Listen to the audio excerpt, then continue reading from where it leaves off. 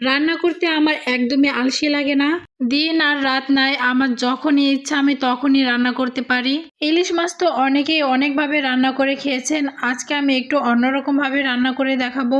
আশা করি সবার অনেক পছন্দ হবে। রাত বাজে 9টা আর আমি এক ডালা ইলিশ মাছ নিয়ে বসে পড়লাম কাটার জন্য।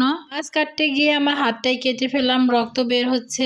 আচ্ছা যাই হোক, কোনো সমস্যা নাই। হাত কেটে গিয়েছে তাই বলে তো আর রান্না থামিয়ে দেওয়া যাবে না। দৌড়ে গিয়ে একটা কাপড় আঙুলে পেঁচিয়ে নিলাম। এখন আর কোনো সমস্যা হবে না, এভাবে মাছগুলো আমি কেটে নিব। মাছগুলো কাটার পরে আমি খুব ভালোভাবে ধুয়ে নিয়েছি। রান্না করার জন্য এখানে আমি 5 পিস মাছ নিয়ে নিলাম। এখন এগুলোকে লবণ হলুদ দিয়ে ভালো করে মাখিয়ে নিব। সুন্দর করে মাখানো হয়ে গেলে 3 থেকে 4 মিনিটের জন্য সাইডে রেখে দিব। ততক্ষণে আমি মশলাটা রেডি করে নিচ্ছি। এই রান্নাটি করতে কিন্তু খুব বেশি মশলা লাগবে না। একটা শিলপাটায় আমি নিয়ে নিলাম জিরে, কাঁচামরিচ আর একটা পেঁয়াজ। এবার এই সবগুলো খুব ভালোভাবে একসাথে বেটে নিব। আজকের রেসিপি কিন্তু জিরে ইলিশ, তাই এখানে আমি কোনো প্রকার সরিষা ব্যবহার করব না। এবার চুলায় একটা প্যান গরম করে এতে আমি দিয়ে দিলাম বেশ খানিকটা সরিষার তেল। এই তেলের মধ্যে মাছগুলোকে ভেজে নিব।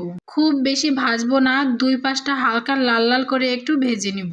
সরিষার তেলে এভাবে ইলিশ মাছ ভাজলে কিন্তু ফ্লেভারটা অনেক দারুণ হয়। মাছগুলো তুলে নিয়ে একই তেলের মধ্যে আমি দিয়ে দিলাম কালো জিরা আর একটা শুকনো মরিচ। এগুলোকে একটু ভেজে নিয়ে বেটে রাখা মশলাটা তেলের মধ্যে দিয়ে দিলাম। সুন্দর একটি কালারের জন্য অল্প একটু হলুদের গুঁড়া দিয়েছি, না দিলেও কোনো সমস্যা নেই। পানিটা আমি একটু বেশি করেই দিব, কারণ এইভাবে মাছ রান্না করলে ঝোলটা একটু বেশি হলেও খেতে অনেক মজা লাগে। তারপর একটা শুকনো মরিচ আর 3টে কাঁচামরিচ চিড়ে আমি এর মধ্যে দিয়ে ঢাকনা দিয়ে ঢেকে দিলাম। একটা বলক আসলে ঢাকনাটা তুলে আমি মাছগুলো দিয়ে দিলাম। মাছগুলো ভাজার সময় আমি লবণ দিয়েছিলাম, এবার ঝোলের জন্য পরিমাণ মতো আমি লবণ দিয়ে দিচ্ছি। এবার আর কিচ্ছু করতে হবে না, ঢাকনা দিয়ে জাস্ট 6 থেকে 7 মিনিটের মতো রান্না করে নিব। আমার রান্নাটা কিন্তু কমপ্লিট। এবার আমি আপনাদেরকে ঢাকনাটা তুলে একটু দেখিয়ে দিচ্ছি কালারটা জাস্ট কত সুন্দর হয়েছে। এই রান্নাটি করার সময় কিন্তু আপনারা অবশ্যই এরকম আস্ত মরিচ দিবেন, এতে কিন্তু খুব দারুণ একটা ফ্লেভার আসে।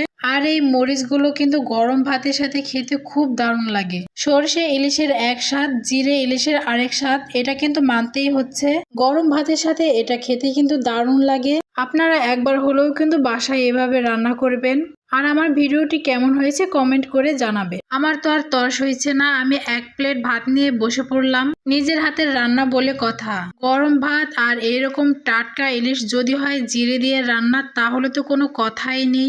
আস্ত মরিচ আমি এরকম ভাবে ডোলে ভাতের সাথে মেখে নিচ্ছি। যারা ঝাল খেতে পছন্দ করেন, আমি জানি আমার এই ভিডিওটি দেখলে তাদের অবশ্যই খেতে ইচ্ছে করবে। দেখেন মাছটা কি সুন্দর পারফেক্ট রান্না হয়েছে। আর এর ঘ্রাণটা যা সুন্দর ছিল, মুখে দেওয়ার সাথে সাথে এর প্রশংসা না করে পারলাম না, এতটাই মজা ছিল আসলে বলে বোঝানো সম্ভব না। আপনারা নিজেরা এভাবে একবার রান্না করে দেখবেন, আর কেমন হয়েছে সেটা কিন্তু অবশ্যই কমেন্টে জানাতে ভুলবেন না। ভিডিওটি সবাই শেয়ার করে দিবেন, আর এরকম নতুন নতুন মজাদার রেসিপি পাওয়ার জন্য অবশ্যই আমার পাশে থাকবেন। আজ বিদায় নিচ্ছি, সবাই ভালো থাকবেন, আল্লাহ হাফেজ।